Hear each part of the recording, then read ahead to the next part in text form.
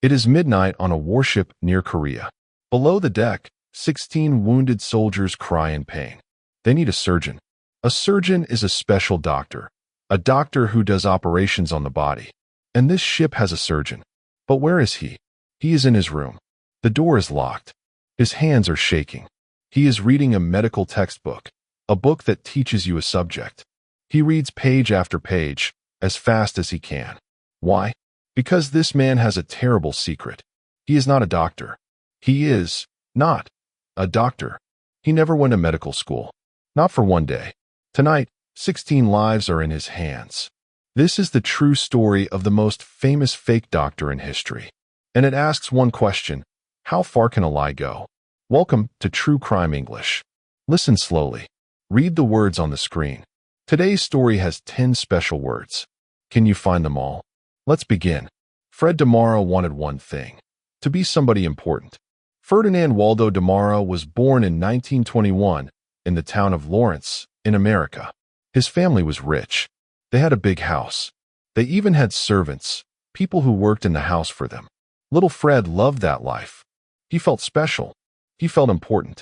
But then, the Great Depression came. It was a terrible time in America. Millions of people lost their jobs.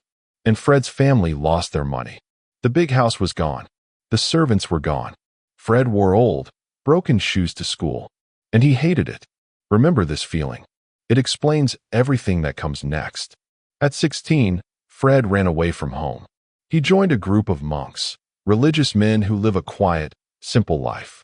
But quiet was not enough for Fred. He left. He tried school. He tried the army. Nothing was enough. You see, Fred had one big talent. A talent is something you are naturally very good at. Some people have a talent for music. Some for football. Fred's talent was strange. Fred could pretend. To pretend means to act like something you are not. And Fred could pretend better than anyone on earth. One day, in the army, a friend showed Fred a box of old family papers. School records. Certificates. A whole identity. Your identity is who you are, your name, your papers, your story. Fred looked at those papers for a long time. Then he said something chilling. I see a whole life ahead of me. His friend's life. Fred's plan had 3 steps. And it was shockingly simple. Step 1. Find a real person with a good life. A teacher. A scientist. A doctor. Step 2. Copy their papers. Their certificates. Their identity. Step 3. Become them. Walk into a new city, smile, and say their name. No gun. No mask. Just paper and confidence. And Fred used this plan again and again. He became a college teacher with fake papers. He became a religious brother with a fake name. Every time people discovered the truth, Fred simply disappeared. Then he found a new identity and started again. But in 1951, Fred found his biggest prize. At that time, Fred was living at a religious college in Maine, in America, under a false name. There, he met a young doctor from Canada. A kind man. A real doctor. His name was Joseph Sear. The 2 men became friends. They talked for hours, often about medicine. Then one day, Fred made a friendly offer. He said, Joseph, you want to work in America? Give me your documents. I know the paperwork. I can help you. Dr. Sear was happy. He gave Fred everything. His medical degree. His license. His whole life on paper.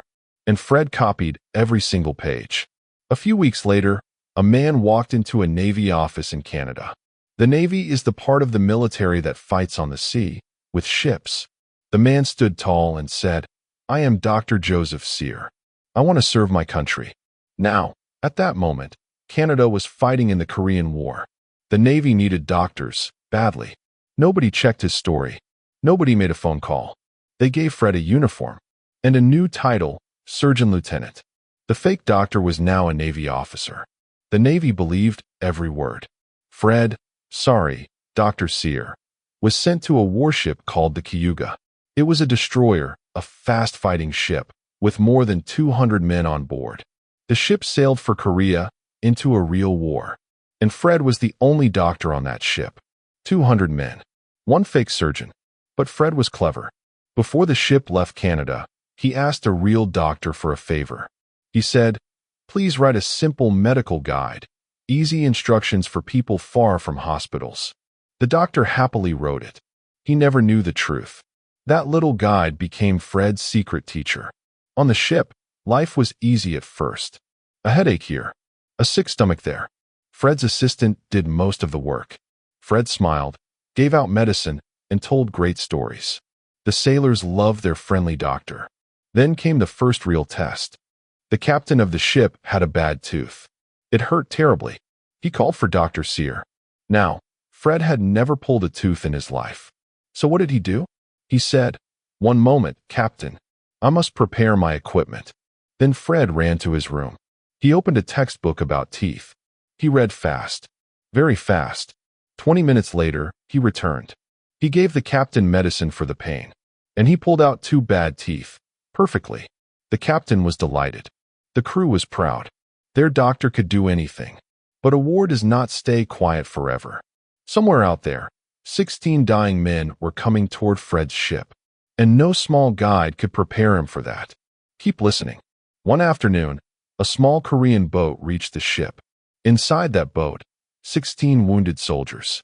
16 wounded soldiers. There was blood everywhere. Some men had bullets inside their bodies. Without help, they would die, and they did not need medicine. They needed operations. An operation is when a surgeon opens the body to fix a problem inside. Every face on that ship turned to one man. The doctor. Think about Fred in this moment. He can pretend to be a teacher, no one dies. He can pretend to be a monk, no one dies. But an operation? A real operation on a dying man? What do you think Fred did? Run? Tell the truth? Try? Think for 3 seconds. He tried. Fred ordered his men, "Prepare the patients. Clean everything. Wait for me." Then he locked himself in his room with a textbook about surgery. He read like a madman. His strange talent, that perfect memory, that perfect calm, was now the only thing between 16 men and death. Then Fred walked out, washed his hands, and began. He worked through the night. He cleaned wounds. He repaired bodies. He even took a bullet out of a man's chest, one of the most dangerous operations of all. When the morning sun came up, the impossible was true. All 16 men survived. All 16 men survived. The sailors called him a hero. A hero is a brave person who does something great for others. The officers wanted to give their hero a medal, and a young Navy writer sent the amazing story to the newspapers. A newspaper is the paper people buy to read the news. Dr. Joseph Sear, the miracle surgeon of Korea. But here is where everything changed. Because far away, in a small Canadian town, an old woman opened that same newspaper. She was the mother of the real Dr. Joseph Sear. The mother read the story twice. A hero doctor in Korea, named Joseph Sear. Her son's name. But her son was not in Korea. Her son was home, in Canada, seeing patients that same morning. So who was the man on the ship? She told her son. Her son called the Navy, and the Navy went cold. A secret message raced across the ocean to the ship, for the captain's eyes only. The captain could not believe it. The crew could not believe it. This man saved 16 lives. This man pulled the captain's own teeth. He was their hero. A fake?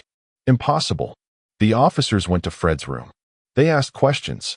Simple questions. Medical questions. And the great pretender began to break. Fred locked himself in his cabin. He stayed inside for 3 days. No food. No sleep. The whole ship waited outside his door.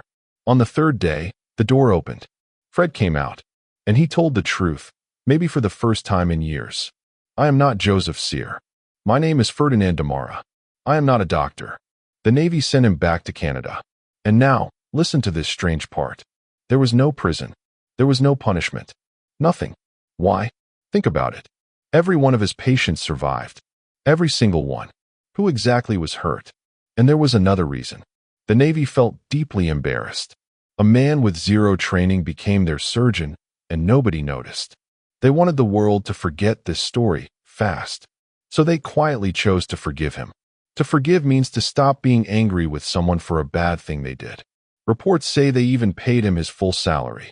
But Fred could not stay quiet. In 1952, He sold his story to a famous American magazine. Millions of people saw his face. Big mistake.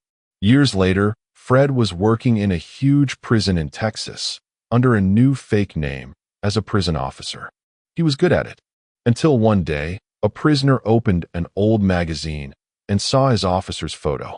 The game was over. Again. Fred Demara could never hide again. His identity, his real identity, was now the most famous face in America. In 1959, a writer told his whole life in a book called The Great Imposter. 2 years later, Hollywood made it into a movie. A big star played Fred on the screen. Think about that. Fred spent his life pretending to be important people. Now, an actor was pretending to be him. And here is the final surprise of this story. In his last years, Fred stopped pretending. He worked in a hospital in California, under his own name, helping sick and dying people find peace. The patients loved him. This time, it was real. He died in 1982. He was 60 years old. Many of his old sailors forgave him. Years later, they still remembered him with a smile. The fake doctor whose hands saved their friends. But the real Dr. Sear lost something too. His good name, taken and used by a stranger. Could you forgive that? So now, the question of this whole story. Fred Demara lied about everything. But his lies saved 16 lives. Was he a criminal? Or was he a hero? Write your answer in the comments. One word, in English. Before you go, let's check the 10 special words. Did you find them all? Surgeon. A special doctor who does operations. Fred pretended to be a Navy surgeon. Operation. Opening the body to fix it. Fred did 16 successful operations. Textbook. A book that teaches a subject. Fred learned surgery from a textbook in one night. Pretend. To act like something you are not. Fred pretended his whole life. Identity. Who you are, your name, your papers. Fred stole the identity of a real doctor. Navy. The military of the sea. The Canadian Navy gave Fred a uniform. Talent. Something you are naturally good at. Fred's talent was dangerous. Hero. A brave person who helps others. The sailors called him a hero. Newspaper. The paper with the news. One newspaper destroyed his perfect lie. Forgive. To stop being angry. The Navy chose to forgive him. Would you? You listened to a true story. And you practiced real English. Subscribe for 2 new stories every week. See you in the next case.